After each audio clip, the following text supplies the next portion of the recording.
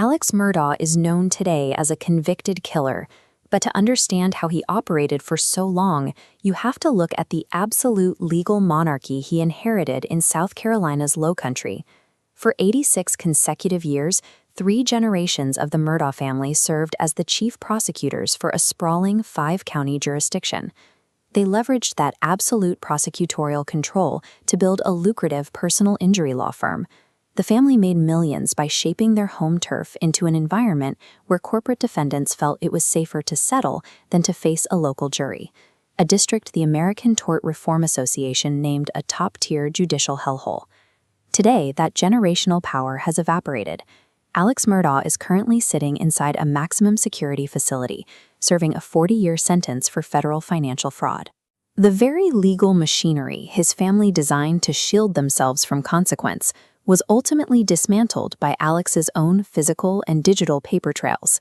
The unraveling began with a tragedy in 2019. A fatal boat crash involving Alex's son, Paul, triggered a wrongful death lawsuit. That civil suit allowed opposing attorneys to subpoena Alex's closely guarded financial records. Those records contained evidence of an extraordinarily cruel theft. Over a decade, Murdaugh stole more than $12 million from his own clients. Among the victims were the sons of his late housekeeper and a deaf quadriplegic man who had been paralyzed in a car accident. This diagram illustrates the specific mechanism of his theft. Murdaugh opened a fraudulent corporate bank account under the name Forge, mimicking a legitimate financial consulting firm his law practice frequently worked with. He intercepted large settlement checks, funneling them from his trust account into his fake Forge account and into his own pockets. He utilized a network of friendly local bankers and complicit lawyers who helped launder those checks over several years. He used the prestige and the legal protections of his elite law firm to steal the exact funds he had just won for those same clients in court. His arrogance blinded him to a glaring flaw in his operation. The entire complex corporate theft relied on easily auditable bank transfers, a permanent, undeniable paper trail that would inevitably secure his conviction in federal court. Those bank records were on the absolute brink of public exposure in June 2021. That exact same month, his wife Maggie and his son Paul were brutally shot and killed at their hunting estate. Alex presented an alibi for the night of the murders, claiming he was miles away visiting his mother at the exact time the weapons were fired.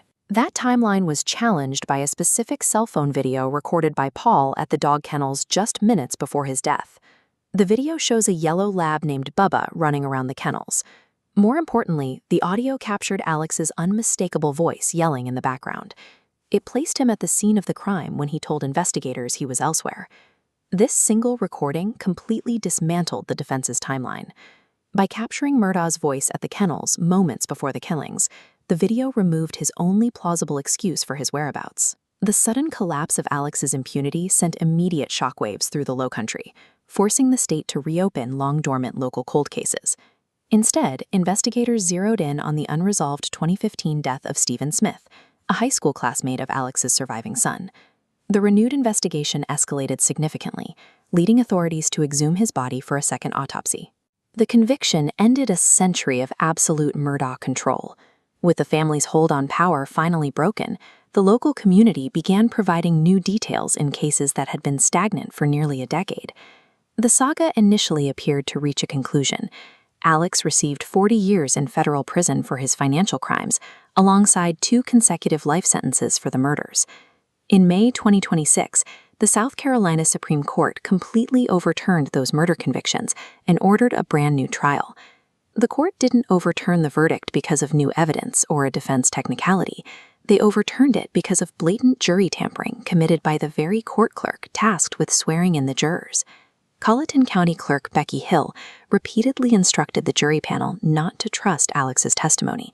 She told them not to be fooled by his defense and pressured them from the outset of their deliberations to deliver a rapid guilty verdict. Her motive was entirely personal. Hill pushed for a fast, high-profile conviction, specifically to secure a lucrative book deal and national television appearances for herself. Alex Murdaugh will remain in prison, ruined by his own bank records. But the overturned conviction proves that the culture of courtroom corruption his family spent nearly 90 years building in the Lowcountry is still functioning. The mastermind is behind bars, but the justice